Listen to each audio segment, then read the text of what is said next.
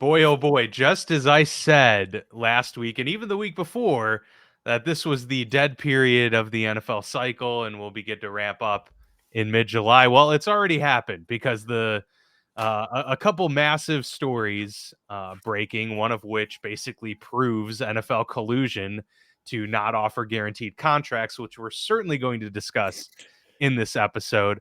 But then yesterday, some massive news dropped with a bombshell trade between the Pittsburgh Steelers and the Miami Dolphins. Huge trade. Massive. Honestly, Mark, this might be one of the bigger trades. I'm not even trying to be hyperbolic about it in NFL history when you consider the players included and the fact that it's a player for player trade that we rarely ever see. Yeah. Minkah Fitzpatrick, all pro safety, 28 in his prime, or you could argue maybe coming just out of his prime, traded to the Miami Dolphins in exchange for all pro cornerback, 30-year-old Jalen Ramsey, and Jonnu Smith, the tight end coming off of his best career year, them being sent to the Pittsburgh Steelers. A pretty big trade, all things considered, when you talk about 3 starters being included in this, 2 of which being all pros, and one who was a top 5 tight end last year in terms of production in the receiving game. Very, very interesting trade. The Steelers do send a 5th-round pick as well in 2027, get a 2027 7th-round pick in return. But, of course, the headliners are the players in this deal. And very interesting that they are basically swapping situations where they are filling a need and then creating a need because of who they're sending in return. So, this one floored me. We can start with that. Your reaction to that trade and the news coming out yesterday. Well, my instant reaction was for Miami. I think they got the best player involved in this trade. And I also think they got someone who is going to fit in their culture without causing any sort of issues. One of the problems you have if you're a football coach in Miami, if you're a GM in Miami, you're in Miami. I mean, it's like being in Las Vegas. This is a really hard town to make sure you have guys who are kind of all in on the football. And Minkah Fitzpatrick is that guy. He is an all in on the football type of guy. Whereas we've seen from Tyreek Hill and Jalen Ramsey, the star power, the allure of Miami can sometimes distract you from being all in on football. And so for Miami, listen, they give up Smith, the tight end. I don't think they love having to do that, but they have weapons on offense. Offense isn't necessarily the problem. Jalen Ramsey certainly is not who he was 3 years ago, even maybe 2 years ago. And you get to basically reset the clock to 2 years of really, really high production from a very, very good player in Minkah Fitzpatrick. So I like it a lot for Miami, culturally, player. And then if I'm Pittsburgh, I get the Jonnu Smith move because Arthur Smith, it seems like that's just his guy. Like he loves Jonnu Smith like Aaron Rodgers loves, Devontae Adams or like Randall Cobb. Like it's just like I have a guy and that's my guy. Yeah. But I also think that is such a necessary move if Arthur Smith's going to try and convince Aaron to play within the system and make all this work really quickly and all in for 1 year. And then you add Jalen Ramsey to a defensive secondary that, Dan, I don't know if they needed the help at corner so much, but now they are easily one of the best cornerback rooms in all of football. Yeah, and that's, the big thing is for several years, for the longest time, actually, they have struggled in the cornerback room department. And now that Joey Porter Jr. was drafted, several years ago and has proven to be one of the better shutdown corners in the league, they really just needed a quality number 2. Now they got that for a year out of Dante Jackson last year, surprisingly so. But then they go and trade for Darius Slay to fill that gap this year. I mean, talk about old player. He's one of the oldest players in the league. And you wonder if he's going to be able to actually, play for an entire 17 game slate and be that reliable second outside corner. So I think they had a need there. The question is, what do you now do about safety? Now, the good thing about the trade for Jalen Ramsey is they did get a guy that is extremely versatile. They could do a lot with Jalen Ramsey. Yeah. He can play safety, and maybe that's where they envision him moving at the, back portion of his career, the final couple of years. I think he'll be a corner this year for sure for them, but I think they liked the flexibility that he provides with where they could fit him within this offense, and they desperately needed a slot-capable corner, just one that they haven't had basically since they traded away Mike Hilton to or lost Mike Hilton via free agency to the Bengals. I believe it was 2018. So it definitely fills a gap, and I do think that they get much better. I think, Mark, what this signaled is that there's either something that wasn't working with Minkah, because it's very hard to sell trading away your best locker room guy or one of your top locker room guys, one of the better safeties in the NFL, and younger than Jalen Ramsey by a couple years. It's hard to sell that unless there was something happening where he was no longer a fit for what Tomlin wanted to do. And maybe part of it is, hey, what we've done just hasn't been working. And part of that was that back 5 games of the season where they got torched defensively. Now, granted, the majority of that was through the run game, but I think they're going to maybe try and switch back to a cover 2 style defense in which that suits Jalen Ramsey's skill set much more. And, Minkah was that roamer single high safety guy to kind of play center field. Maybe they're going to move away from that because they feel that they need to change their defensive, scheme a little bit. So that makes sense from that aspect. But I do think, Mark, the thing that ties this in for me and makes me get it, even though I'm not entirely sold on the move, to be quite honest with you, but what makes me get it is the Jonnu Smith portion. I think the fact that you get an all-pro corner is great. You could say maybe it's a slight downgrade, age, locker room, whatever. But Jonnu Smith being added, now you have a legitimate 1-2 tight end room of Jonnu Smith and Pat Freiermuth that really make it clear what this Arthur Smith scheme is going to be and how they're going to help Aaron Rodgers. Yeah. It's going to be run heavy. They're going to be able to run how they want to run as opposed to what they did last year. And they can run 12 personnel while still kind of being 11 personnel because Jonnu and Pat Freiermuth also can double as, pseudo receivers in this game.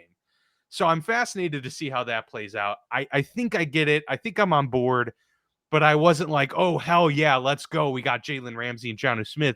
I was more like, really? I didn't have Minkah Fitzpatrick being traded on my bingo card at all this offseason. So that did surprise me. I will say they've got to extend TJ now because it's going to be really hard for the fan base to get on board with trading both Minkah Fitzpatrick and TJ Watt in a single offseason. So hopefully, and signs are pointing in that direction, but they got to get that deal done soon. That was my next little thing to end on. It is like now all roads point to TJ. I think it puts also pressure on TJ to show, hey, listen, dude, we're going all in, and we need you to be all in with us. But in order to go all in and try to win here now, that means you can't just have the earth, the moon, and the sun.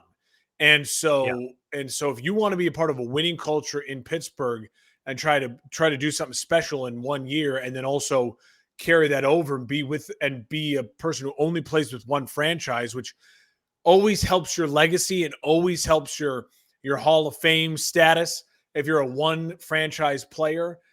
And if you could go out with getting a title because you're going to have a really special year. I think the pressure's on TJ to take a little bit off the top and get into camp, get signed up, locked up, and go wreak havoc, because this defense needs TJ Watt to function for all those corners in the back end. Yeah. And the last thing I'll say about the Jalen Ramsey addition is, this also signals to me too that, hey, we realize that we are just playing against fierce competition. Wide receivers are there's an influx of them in the league. Yeah. Every team now seemingly has two very, very, high quality, capable receivers. One is in our division with Chase and Higgins. Like we need to match that head on. And while Minka is a part of covering the back end, it's not the same as having corners lined up Totally. opposite of these Corners guys. are more important than They safeties. are An elite corner is more important than an elite safety. harder to come by. Yeah. But The question is Jalen still elite? And he's played super well the past 2 years. To your point, not the prime Jalen, but he's still been among the best in the league. I think it just depends on what kind of Jalen you get. Is this a Jalen who's going to look in the mirror and go, "Hey, I just got traded to be a part of something, try to be a part of something really special really quickly here. So if I can go all in for at least 1 year, maybe I can be a part of something that, nets me another Super Bowl ring like I got in Los Angeles and ends my career on a really high note, as opposed to sometimes those star corners end on such a flat, kind of sad note. He's been on so many teams now. This is his fourth NFL team. A chance to bookend it with another Super Bowl, I think, would be huge for his legacy as a corner, especially if he's a huge contributor for this team, which I think he will be because, again, Darius Slay is very, very, very old. And he's still playing at a quality level, but old. Yeah, no question. I mean, it's pretty clear that Pittsburgh is considering this we're turning over every stone to try and make changes and get this done. So it's an urgent move from Omar Khan, and we'll see if it pays off. It's certainly bold. All right, let's go into that other item of news, a kind of a bombshell report that still has been relatively absent from the overall media that covers the NFL. Pablo Torre finds out, we've referenced him on the show just about a month or so ago, as he, we kind of joked that he had that bombshell report about Bill Belichick and his relationship and all of that. But Pablo has come out with some pretty significant investigative reporting here. Just about a week ago, Pablo broke on his show, Pablo Torre Finds Out. I will direct you all to go watch the hour-plus long video he did on there with PFT's Mike Florio, because it's going to dive into way more details than we're able to touch on here. But in a nutshell, Pablo Torre was able to get his hands on a document that's been extremely elusive and hard to get a hold of.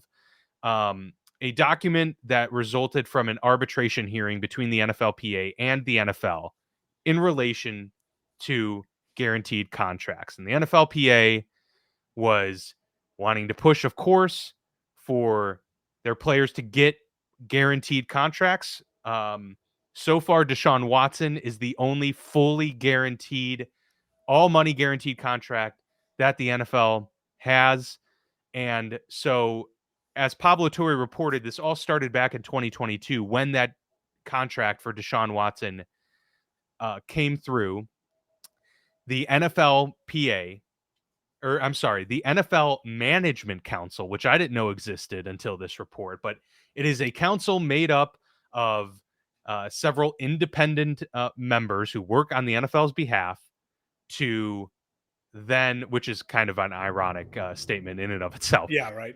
They go to present at the NFL's owners meeting, and essentially this closed door meeting entailed the NFL Management Council instructing the owners of the NFL on how dangerous of a precedent guaranteed contracts could set, what kind of implications this could have on their business, and strongly encouraging, if not mandating, that NFL teams fall in line and take this advice, very strongly, wink, wink, nudge, nudge, to not make this a new precedent, despite the Haslams doing so with that contract with Deshaun Watson.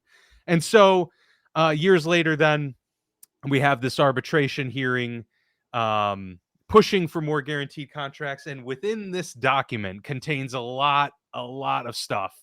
But, one of which being clear text messages and communications between Dean Spanos, the Chargers owner, and the Cardinals owner, after they signed Kyler Murray to their contract, and Dean Spanos was basically congratulating the Cardinals owner, whose name slips in my mind currently, on getting such a great contract done, and how this is going to be great because it doesn't have that many guarantees in it.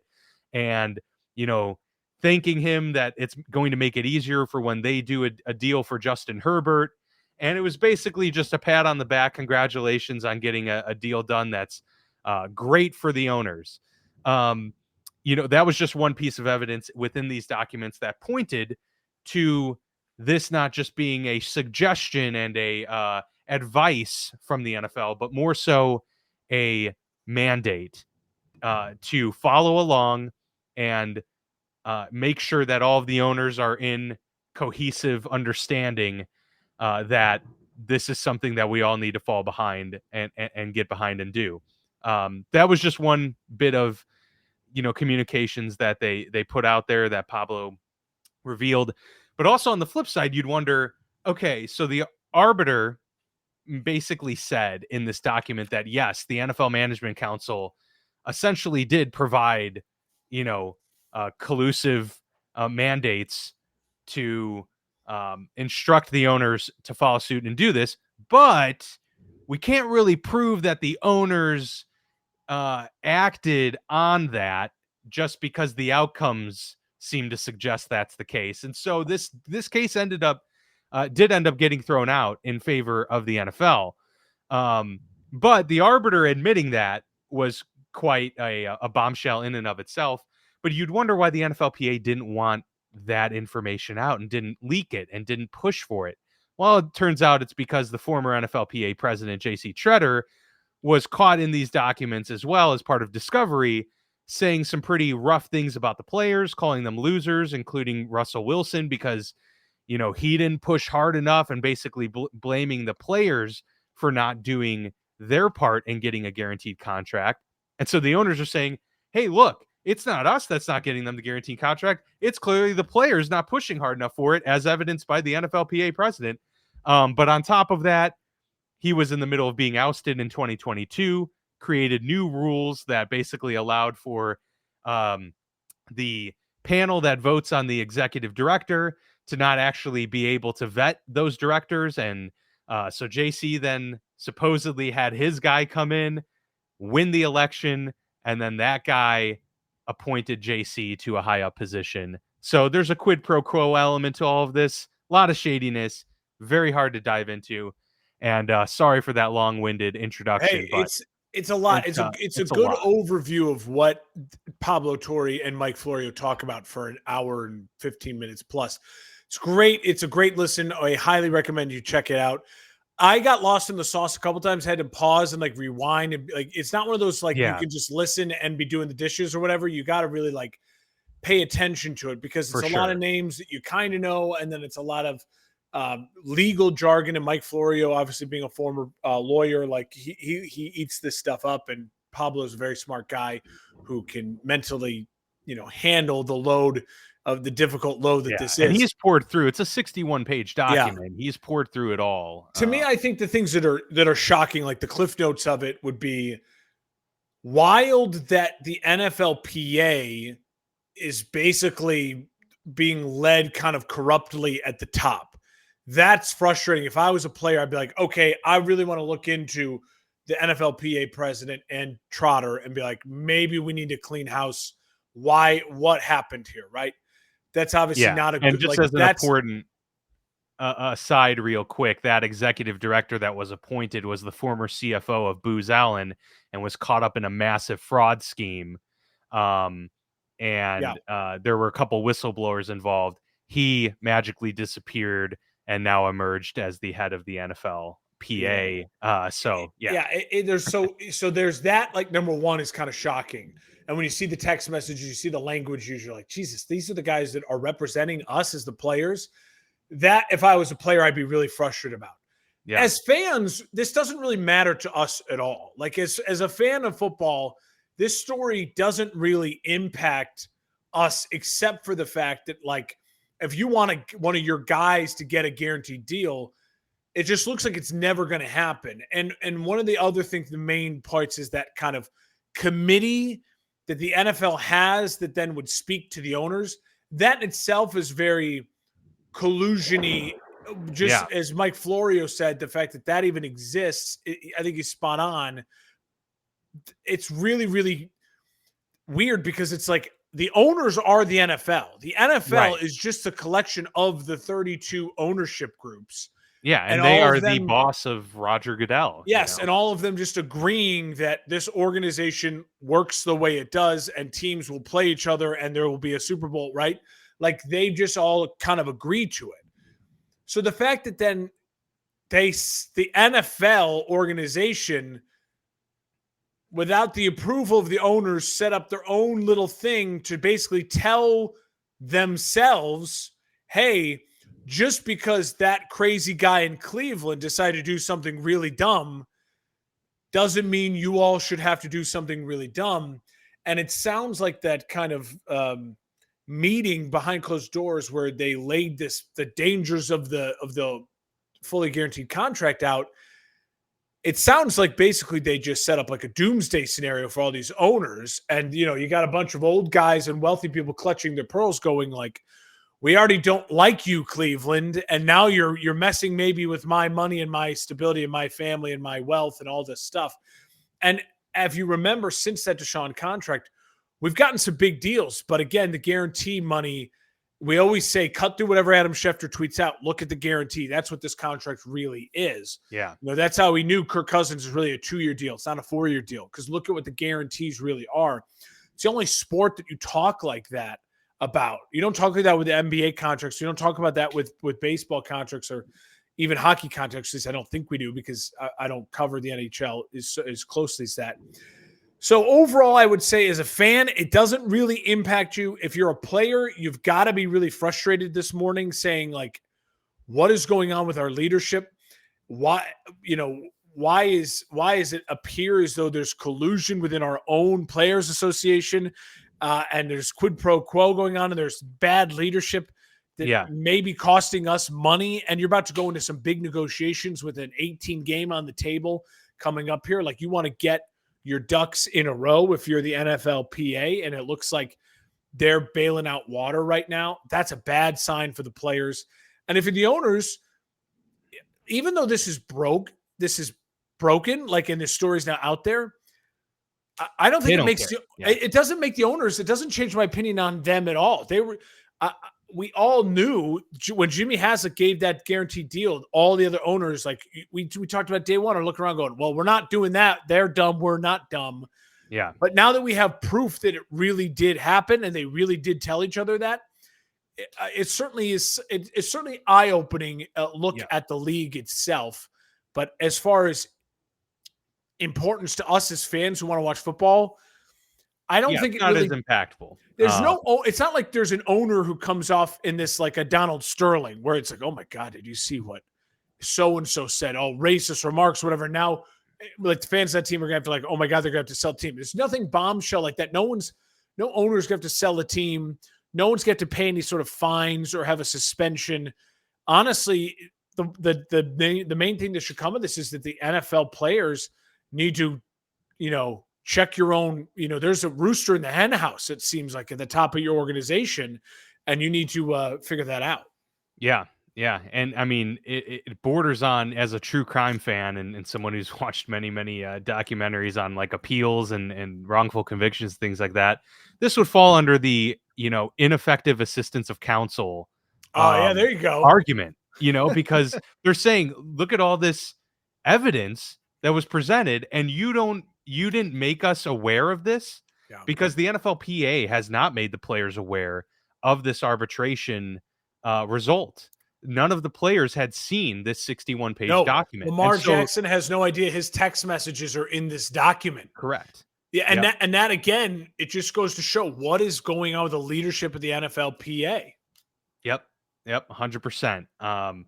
And as you pointed out, like, this isn't something that is going to surprise a lot of people, because a lot of people did expect that owners were kind of colluding. But to your point again, the fact that there's proof of it, that does matter. That does change things. And perhaps, if nothing else, the NFLPA will have to answer for this, at some point, because the agents are now aware. The agents are going to be pushing for a lot of things. They've seen this Oh, yeah. information at this point. If I'm an agent, I'm pissed, and I'm talking to my Yeah. players today and trying to figure out what we can do. And it is amazing that, outside of a quick blurb that came much, much later, the ESPNs, the NBCs, a lot of these big companies that cover the league are not really talking about this story at all. They don't want to And ruffle that's the pretty feathers. clear why. Yeah, They don't want to rock the ruffle. boat Yeah. and bite the hand that feeds them.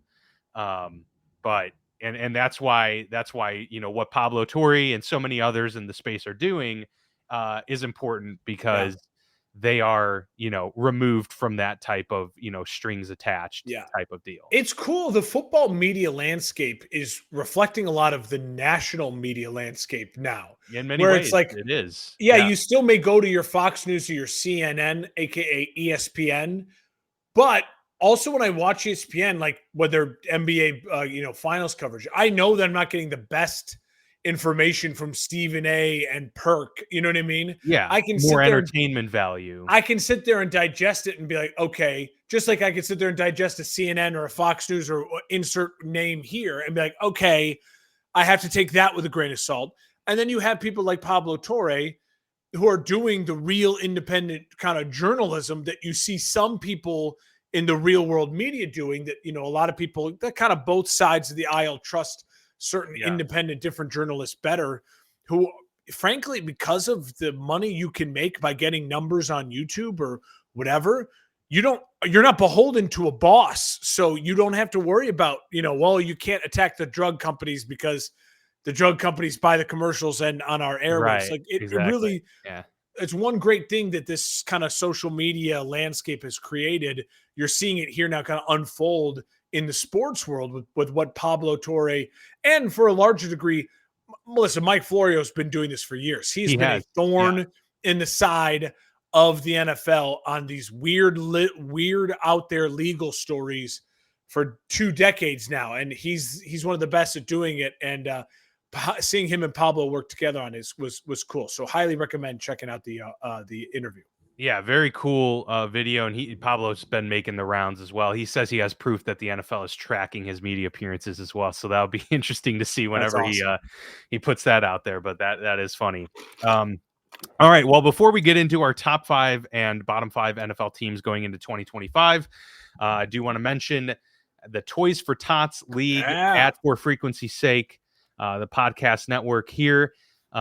Is available for sign up. Go to the For Frequency's Sake Facebook page. You'll find the pinned post, and you can sign up for the league. We are closing in on reaching the halfway mark of what we did last year already, before the fantasy football season's even really kicking off. So that's great to see. We're hoping to get those numbers even higher than we did last year, and continue to contribute to a great cause with Toys for Tots. All of the proceeds going to local Toys for Tots chapters throughout our podcast network. And of course, the winners will get to compete for certain prizes throughout, and you'll get to compete against Mark and yours truly. So go over there to the For Frequency's Sake Facebook page and sign up today.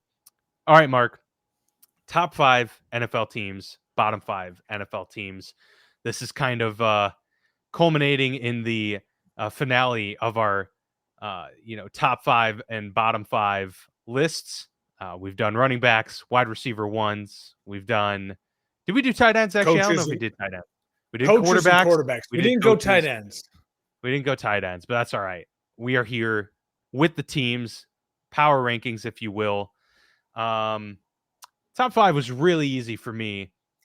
Yeah, the bottom 5 was harder. It was much harder than I expected, because I don't know about you, Dan, but a lot of what I've been doing with this series is also kind of projecting out. Like, I'm looking at these teams. I was trying to think of bottom, like, who are going to be the teams that end up, maybe picking in that top 5. Yeah. And that's always hard to predict, because one team that we predict is a team that's going to compete for a division is going to have a bad year. They're going to get an injury somewhere. They're going to have an implosion, and there's going to be a good team, a team that expects to compete for a division or win a playoff game that's going to end up picking in the top 5. It's just the way the NFL works. It's going to happen. So I didn't try to predict that per se, but I think overall the bottom 5 was harder than the top 5. It really was. It really was. So let's start with the top 5. We can kind of get that rolling and we can alternate if you want, or sure, go for it. Why don't you start it off? Yeah. Number 1, I think they deserve this, and got to give credit where credit's due. I think the Philadelphia Eagles should be number 1 going into the season. Not much changed. I feel like they even got better. They are the most well-rounded team in the NFL. They just destroyed the Kansas City Chiefs in the Super Bowl. I think they deserve to be in that top spot until they, fall on their face and are proven otherwise. They've just got a lot going for them, and the trenches are really where it counts. They've got the best O-line, D-line combo in the NFL, bar none. And so, barring an injury, they are right now a loaded roster, and then not just a loaded roster in names, but they actually have lived up to it and, got over that hump and won the Super Bowl in very convincing fashion. So they come in number 1. Yeah, they have the best running back in the league. They have a top 5 wide receiver in the league. They have a top 5 wide receiver duo in the league. They have the best offensive line in football. They, again, in the trenches on defensive line, there's no one that compares. And they have a solid linebacking core and the best defensive coordinator in football in Vic Fangio, maybe up there with Brian Flores, you could argue, but those are 1 and 1A, however you want to put them. I have the Philadelphia Eagles at 1 as well. Jalen Hurts, a top 10 quarterback. And so I think the only question mark I have with Philadelphia is after their Super Bowl run when they lost, they ended the season really poorly. Remember, they were like 10-0 or 11-0, and then they absolutely pittered out. I wonder what kind of hangover will be for Philadelphia, especially for Jalen Hurts, for I think now the 7th or 8th year in a row, going back to college, a different offensive coordinator. Right. We'll see if that ever adds up, or if they're smart in Philly and they just continue to let him shine the way he is supposed to shine with a complementary passing game to his really great use of his legs and the incredible Saquon Barkley. I agree. I think the Eagles overall right now, while I have some questions at the offensive coordinator and head coach, I don't have any questions on the roster that are major concerns. A couple of things, but they've drafted well. Howie Roseman, maybe the best GM in football. And so, yeah, Philadelphia is going to earn that number 1 spot for sure. Who comes in at number 2? We'll go. We'll do like a snake. Yeah, I go with Kansas City. So again, I'm just basing it off of the fact that I have the best coach in football, the best quarterback in football. I have an above average offensive line, an okay offensive line. You have a defense that still has a lot of teeth to it. It's a very good Chiefs defense, a really great coordinator. Spags, probably the third or the other guy who belongs in the Vic Fangio, Brian Flores conversation for best defensive coordinator. And they still have Chris Jones, who is not the best defensive player in football, but on any given night, he can be still an absolute game wrecker defensively. I like what I've seen from Travis Kelce this offseason. I think he looks lighter. Lean, I think he looks lean. I think he's going to come back really motivated. We know that they're getting Rice back. We know that Xavier Worthy's, going into year 2. I think Patrick Mahomes is to me the absolute X factor. I think he's poised to have a really, really big year. When Patrick lost the Super Bowl the last time, you saw how he responded. I think we're going to see a lot of that same type of Patrick Mahomes, a very motivated Kansas City Chiefs and Patrick Mahomes. Best quarterback, best coach. That alone should get you into this top 5. It gets them at number 2 because there are enough good complementary pieces around. And with Spagnuolo, that I feel like this is a well-rounded team, still the best team in the AFC.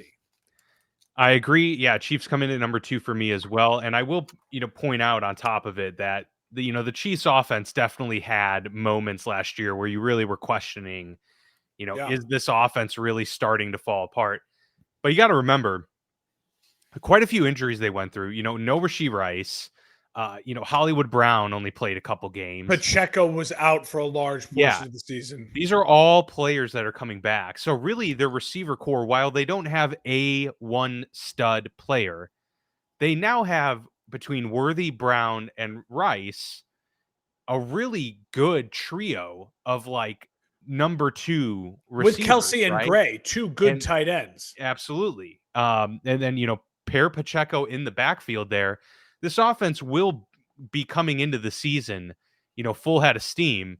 So I think after the first month of the season, we could start to judge whether this offense is going to look just like it did last year, or whether they are, more of a formidable unit once again. And of course, as you mentioned, the X factor, Patrick Mahomes, is the reason that the Chiefs stay here at number 2. Number 3 for me is the Buffalo Bills. This is largely Josh Allen. But it's also just, the Bills have been hanging around. This was hard. I knew I had to put them in the top 5. Where in the top 5 was tough. I settled on 3 because I do think Josh Allen is just that good. I think he's the second best quarterback in the NFL. And because of that, it's hard for me ever to go into a season, really counting out the Buffalo Bills. I did a couple years back and I regretted it early. And part of that was I was just, had the questions, have we seen the best of Buffalo? To my credit from back then, we still haven't seen Buffalo get over that hump, right? True. So they still have not, convinced us that they can get to the Super Bowl. But hey, the third best team in the league doesn't make the Super Bowl if you're counting it that way. We've got Eagles, Chiefs. That's a Super Bowl right there. Buffalo being on the outside looking in. I think once again, they could be in a similar situation. Now, they did beef up the defensive line. They got Joey Bosa there, Larry Ogunjobi. Like, they've got a little bit more reinforcements there. So I do feel like they've improved as a team.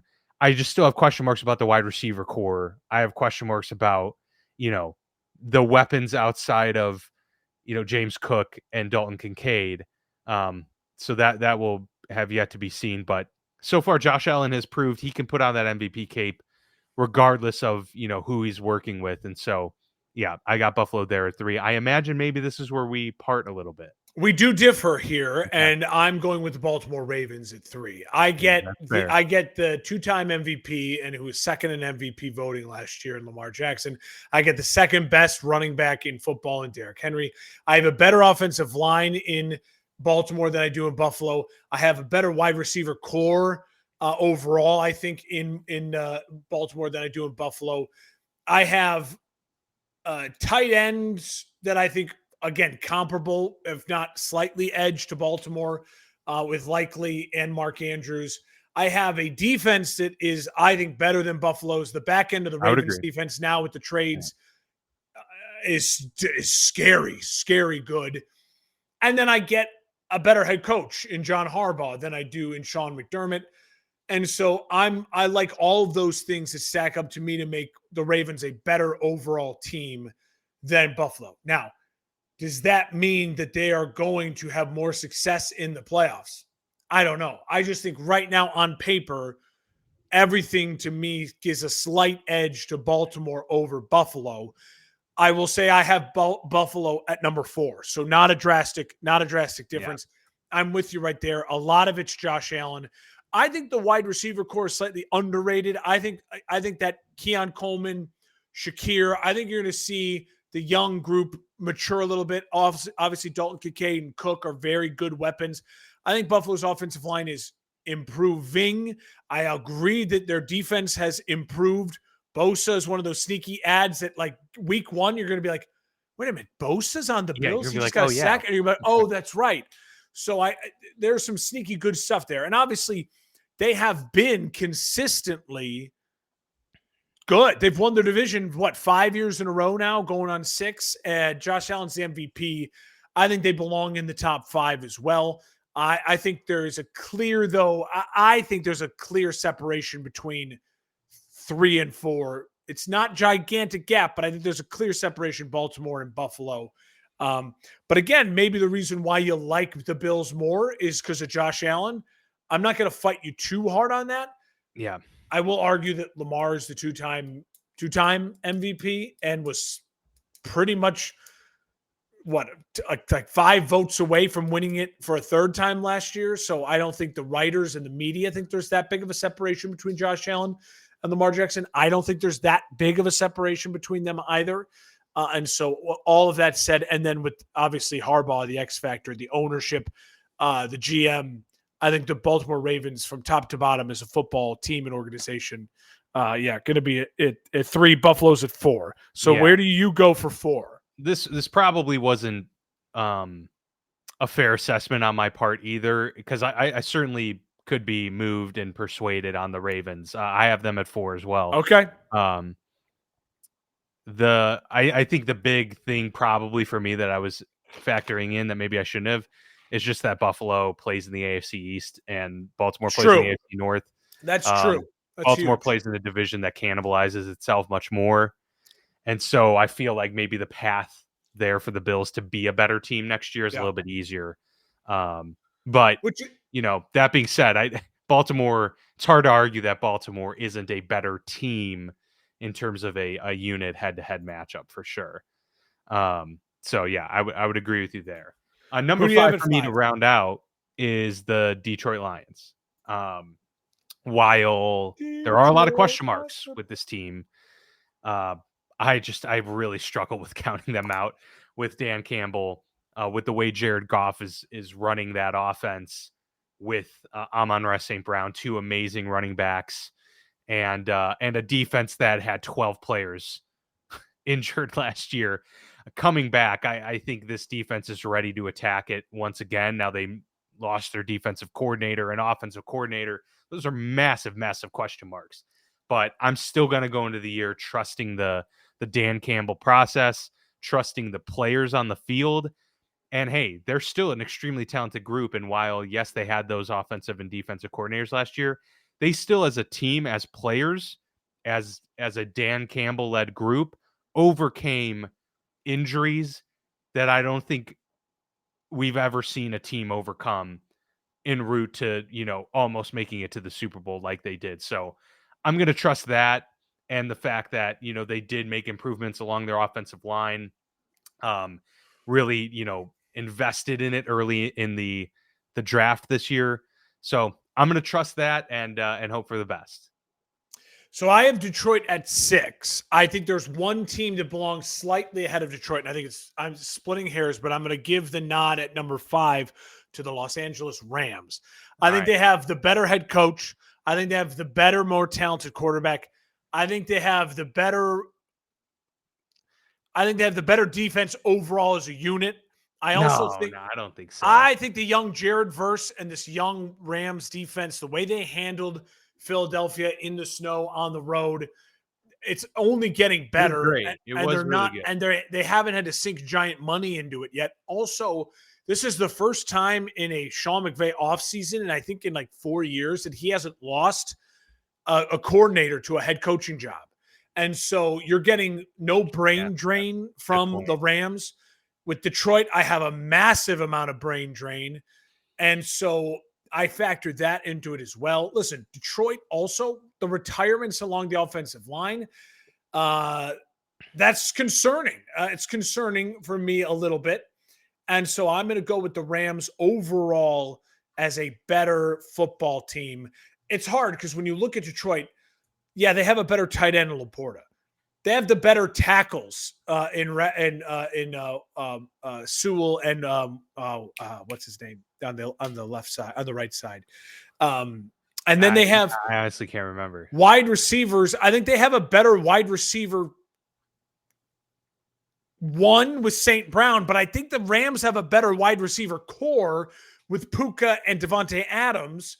So like it's really tough, you know what I mean? You're splitting hairs there, and I just think that when you come down to that and it's that close for me, I look at the quarterback, I look at the coach, and I just can't help but give the edge to the Rams. This Detroit team had everything laid out for them to make a Super Bowl run last year, and they got punched in the mouth by a Washington team that on paper, I don't have Washington at number 6. I don't have them maybe even 7 on this list. I think they're coming in somewhere closer to around that 10, 11 mark as the overall rosters and teams in the NFL. So that concerns me. And I know you could argue, listen, they were missing a ton of defensive starters. Yes, so they get starters back. Well, they lost their defensive coordinator, right? So there's to me, there's just that inkling of concern. Now, if Detroit goes 14-3 and has a dominant year, would I be shocked? Absolutely not. Absolutely not. I still pick them right now if you had to put a gun to my head to win the NFC North. But I think the Rams overall right now are a slightly better overall football team than Detroit. I think that's fair. I had them at 6, so we're not too far off Okay, on good. that front. Why don't we have you kick us off with the 32nd? Yeah. I'll go, and then we could do snake format. So there were a couple teams here that I was very close to putting in this bottom 5, and we'll get to them at the end. I have like 5 teams listed at 27 is kind of like, think about these teams that I think there's like 5 or 6 teams that are truly like one tweaked hamstring away from like maybe the season collapsing, or one really ugly loss at home from me being like, do I trust them organizationally as a team with expectations to not fall apart? I didn't really have the guts to put them in the bottom 5 because truly what I'm looking at right now is the same thing I looked at my top 5: head coach, quarterback, and then your skill positions and trenches, right? Like, and then coordinators and overall organizational stability. And there's a reason why some of these teams, I think, deserve to be in the bottom 5, because historically and what they actually bring to the table right now, not a lot of those things are good. So I have the Saints at 32. I think they have the weakest starting quarterback room in the NFL. They have a completely unproven head coach. They have an organization that, besides Sean Payton and Drew Brees, has done what exactly successfully or right in the NFL? They have a city where you can be easily distracted if you're not buttoned up. And then they have some really good skill position players, and Alvin Kamara, a Cam Jordan, but those guys are vets with a capital VETS. And the young guys like a Chris Olave, who I like, I don't know if they can get them the ball consistently. So I have New Orleans at 32. Now, do I think New Orleans will be picking number 1 next year? Maybe not, because the NFC South is a weaker division. And I think, they have vets like a Kamara who could have a game where it's like they win a game, maybe they're supposed to lose, things like that. I'm not predicting them to be picking number 1 overall, but I just think overall right now, if you tell me everything I have the Saints at 32 as far as just too many question marks. Historically, not given the benefit of the doubt. So Saints at 32. Yeah, I think the quarterback's what did it for me with the Saints. They're at 32 for me as well. It's hard, and it's, you prefaced it with, the storied organization that doesn't pick number 1 overall very often. But yeah, that being said, I mean, we've got a rookie head coach with potentially a rookie quarterback, and a rookie quarterback that wasn't, a top first round pick. It's got Paxton Lynch written all over him. Right. So there's just a lot of question marks at the 2 most key, positions on a team. And then you factor that with, the personnel isn't that great. They've got some good pieces like Cam Jordan, of course, Chris Olave and Tyrann Mathieu, but he's older. It's those capital V vets. Yeah, so it's these guys that, yes, they can, play tough and kind of keep things from going completely off the rails in any particular game. But do you trust that to not to happen every single week? I don't know. I mean, their only saving grace is that they play in a fairly easy division compared to most others. But the personnel is just in such a rough place. Now, if one of these quarterbacks somehow completely shines and surprises us, then that would be the difference. But unless that happens, I don't think there's any chance that the Saints aren't in the bottom 3 by the end of the season. And so I think the bottom team is a fairly safe bet. For me, 31, this is probably, I would imagine, going to be slightly controversial. I have the Titans because I just don't think the team is good enough.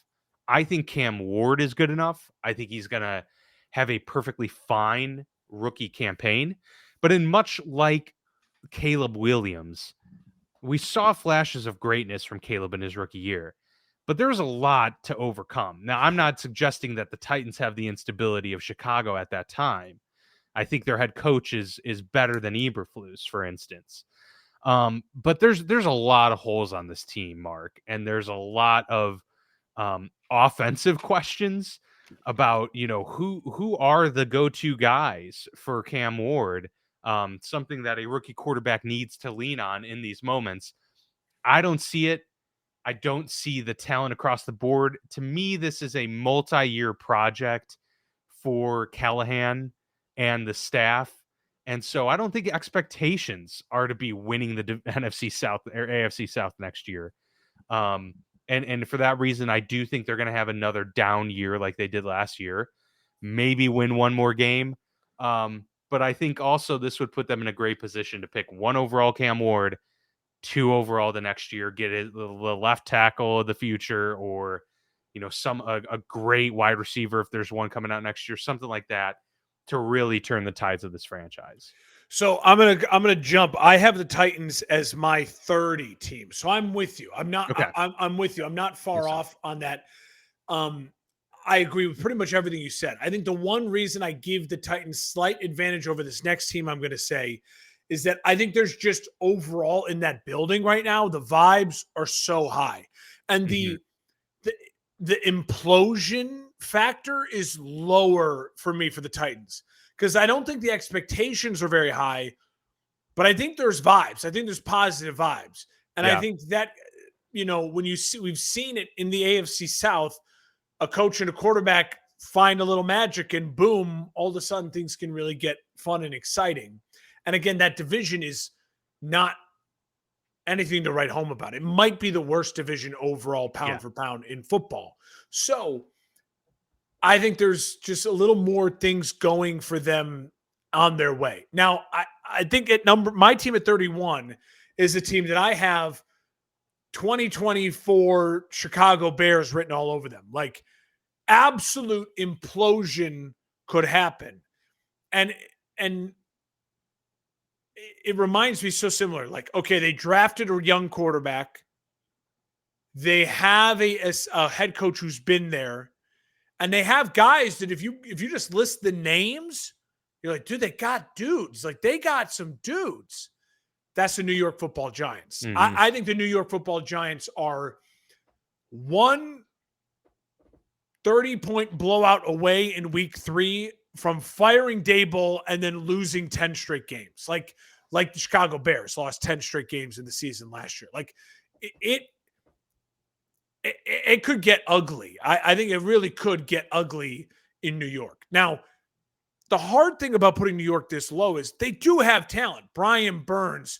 That D line is crazy. Abdul Carter. Lawrence, Dexter Lawrence, Abdul Carter. Like that defense is going to be nasty. Like nasty, nasty, nasty. Offensively, the offensive line is not terrible. I think they have a solid offensive line, and they have neighbors. But is it Russell starting? The Jameis Winston factors, this weird vibes. And then obviously of Jackson Dart, who Brian Daboll, if he wants to save his career as the head coach of the Giants, the most important thing he can do is what Matt Nagy could not do with Justin Fields, is when it's time for Dart to go, to show the world that I'm the guy who's supposed to coach him. Matt Nagy's biggest flaw was that when Justin Fields had to go in week 2 unexpectedly, when Andy Dalton hurt his hamstring against the Browns, we were all expecting, okay, here's the Justin plays, and they've been working on this. And now Matt Nagy's going to show us, hey, guys, I'm going to show you how awesome I am giving this amazing toy. And it was the worst performance I'd ever seen in my life from a quarterback and a head coach. And it was clearly like the moment was too big for the head coach and for the quarterback. And if you're Brian Daboll, like that's what you have to avoid. But I don't know if I trust Jackson Dart. I don't know if Jackson Dart is a quality starting quarterback in the NFL, right? Like he could be Zach Wilson. He could be Justin Fields. Could he be CJ Stroud and like surprise us all? Bo Nix surprise us all? Possibly. But I think there's more leaning towards him being like a Zach Wilson, like you need a real special talent and you need a real focus and a real roster around him to be a quality starter. And I don't think they have that overall. And obviously with the media in New York, the tensions, I think it is a powder keg ready to explode. I have them at 31, Titans at 30. We go to you for your 30. Yeah, 30 for me is the Cleveland Browns. Okay. And the reason, so 30 for me is Cleveland Browns, 29 is the New York Football Giants. So okay, great. Away there. The reason I have the Browns slightly worse is because I do think the Giants are going to start Russell Wilson for the majority of the season. Or I think they like Jackson Dart. I know Dable probably wants Jackson Dart to be the eventual starting quarterback of this team, but they didn't just sign Russell Wilson for no reason. I think their plan is to stabilize. And I think it's a stabilizing year for this team. Letting Jackson Dart learn under Russell Wilson. Now, maybe Jackson Dart does end up being the starter, week 11, 12 or something like that when they feel that he's ready to go out there. But I feel like at that point, they've banked enough wins to be a little bit higher up the list. The Cleveland Browns, to me, that quarterback situation is a complete disaster. Like more of a disaster than the Giants, in my opinion, because at least Russell Wilson and Jameis Winston are the two best quarterbacks of those two teams. And so you can argue Joe Flacco maybe, but that's a tough pill to swallow. I don't even know Joe Flacco makes the team, honestly, because they're not going to cut both of the rookies. Are they going to cut Kenny Pickett, who they just traded for? And then they're not going to cut Deshaun Watson. They're not going to carry 5 quarterbacks. Joe Flacco might be on the chopping block if he's not the starter, even though Deshaun's on IR, so they don't have to worry about him. That's true. That's true. But they're not going to carry 4 in a game anyway. So yeah, maybe they'll probably, put, Dylan Gabriel on the practice squad or something like that. Kenny Pickett's probably the starter going into the year, I feel like.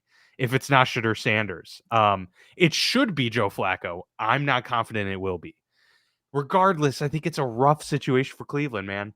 And I do think that, and you spoke to the vibes with Tennessee. I feel like vibes have just never been more meh and gross than Cleveland this year, because they feel like they're sinking in mud right now because they've got this Deshaun Watson contract still looming. They don't have a high quarterback draft pick. They've got 2 rookies that I don't think anybody feels extremely confident in. No. So their quarterback situation is totally in flux. The roster is getting older and starting to fall apart. Their defense is really not very good outside of Myles Garrett. And yes, you've got a coach that we like and potentially a run game that could be, have a resurgence with their 2 draft picks.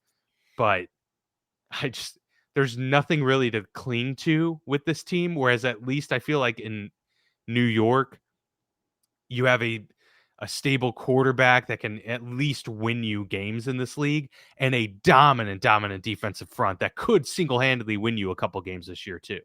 Yeah. I have Cleveland next. So nice. I'm with you. I have Cleveland at 29. So we have the same 4, just a slightly different order here, swapping them. I agree with everything you said. I think the reason I put Cleveland here is because I do believe in Myles Garrett. They do have talent with Jerry Jeudy. I think they have a running game that will be able to move the football. And we did see that Joe Flacco, when he was with Stefanski, if Flacco gets to start, was productive. And I do think Stefanski can he's like a Kevin O'Connell. He can make a Kenny Pickett or Joe Flacco productive. And when we'll see, I think the Browns are going to be my favorite watch during the preseason, because you're going to have the quarterback snaps in those 3 games are going to be really, really fun to watch. Not because any of them are going to be Hall of Famers, whatever, but it's like you want to see what the coaching staff is thinking, right? Like we'll finally get to peel back the curtain of like, okay, is it actually Shedeur or is Shedeur the 4th string guy? Is he the one guy? You just don't know. So I'm with you. Cleveland is belonging in this bottom 5 for sure. They're a team that I think desperately, like, they need to win, but I think the best thing for them would, again, being able to get the number 1 pick and pairing Stefanski with his real quarterback of the future. The problem is, if you're Stefanski and you end up with the number 1 pick for all that losing, at one point in time, to say, I know he's won Coach of the Year twice, but man, oh man, oh man, like, can you? He hasn't won much, right? Yeah, or do you want to even stay there if you're Stefanski and you know you're capable?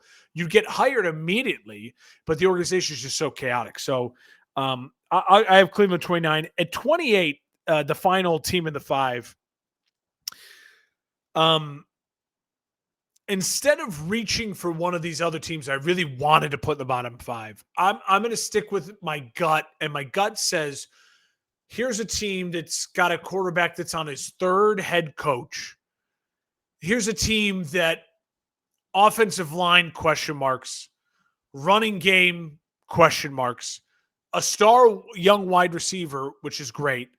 Defensively, a bunch of question marks, and the new head coach is a guy I have extremely big question marks about and very little faith.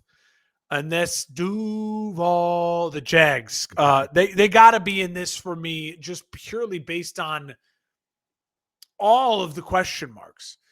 Now, what do the Jags have going for them? Let me spin zone it for the Jags. Brian Thomas is great. He absolutely could blossom into a top 5 wide receiver this year, depending on the year he has. I do think Trevor Lawrence will respond well to Liam Cohen's offense, what we've seen Cohen's offense be with Baker and in college and in Los Angeles. I do think that they will be able to establish some sort of running game. You saw what Cohen did with Bucky Irving in Tampa, committing to running the football. And the division is doable. It's doable. It's doable. And I do think Trevor Lawrence is beyond motivated, like beyond motivated. And so I do think he's got that going for him. But otherwise, again, the vibes are weird. I don't know if they actually have more talent than the teams I've listed before them, but they have Trevor Lawrence. And I just have to believe that this is the make or break year for Trevor Lawrence to turn it around. And I do think he will end the year having less question marks, and that will be a good thing. They still may not be a good team, but I think we will have more clarity on where Trevor Lawrence ranks among the league's quarterbacks by the end of the year. I think they deserve to be in that spot. Certainly, they haven't proven to be able to win consistently for sure and produce at a remotely high level. So I see ya and I hear that. I don't have them here at 28 for me. And it was tough to put this team here because I will say, like, it's a team that I consider probably being one of the most improved at the end of last year. Okay. But I still feel like overall they're a year away from really taking that leap. And that would be the Carolina Panthers. All right. Okay. I think the offense is starting to level off in terms of it's not going to be a complete disaster like it had been in years past. But this roster was stripped down a couple years back, and they are still in the process of building this up and creating something that could, be considered a consistent NFL producing team. But I do believe in Bryce Young. I think the resurgence is real, and he's going to have a decent, fine year. They're a star away on offense from really him elevating his game to the next level, I believe. We'll see if Xavier Legette actually ends up being that, but I have questions about that. And defensively, they're just okay. They're certainly not like atrocious like they had been a few years back, and they had a lot of injuries.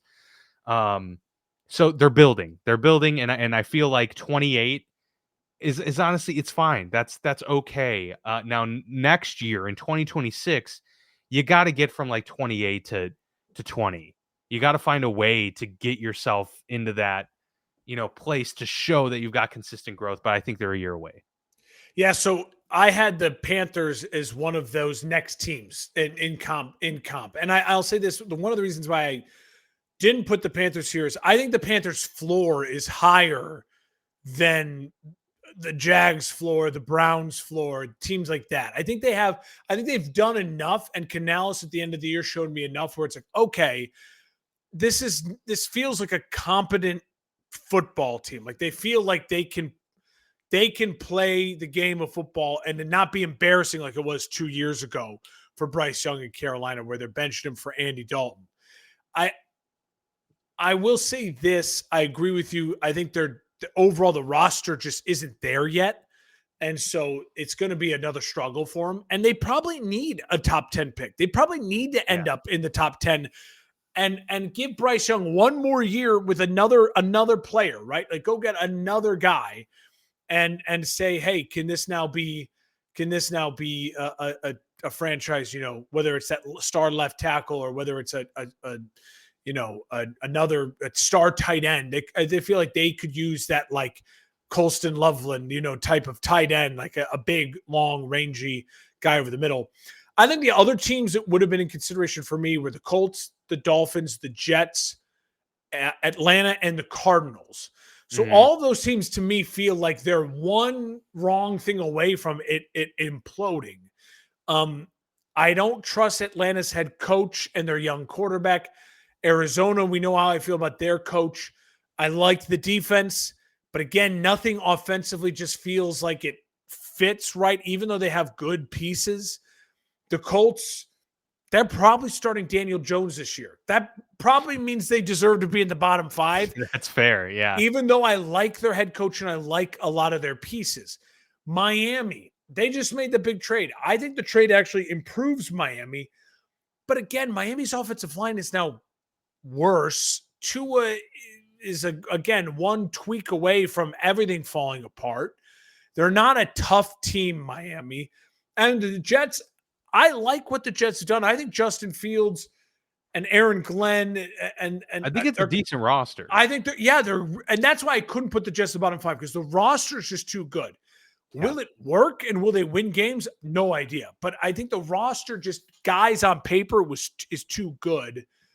But you could also obviously see the Jets ending up with a top 5 pick too. But absolutely. Yeah, no, I mean, the quarterback position's a huge one. And so it's going to depend on how Justin does. But as always, a fun exercise. A lot of news and stuff to get to in this episode. So that's certainly good. We are going to be on a hiatus. Is it starting next week? Are we all starting next week? Or I don't remember what we said. Yeah, I can't remember either. I know the following week for sure we're not going to be recording, and perhaps the week after that. So we're going to be taking a couple weeks off. We'll get back to you on whether or not next week works. But as it stands right now, take a couple weeks off. We'll come back. Training camp will be underway. We'll have preseason stuff to talk about. We'll get into our predictions before you know it, and it's going to be the NFL season. So can't wait. Super stoked. Again, go to For Frequency's Sake Facebook page to go sign up for Toys for Tots, and we'll see you around next time.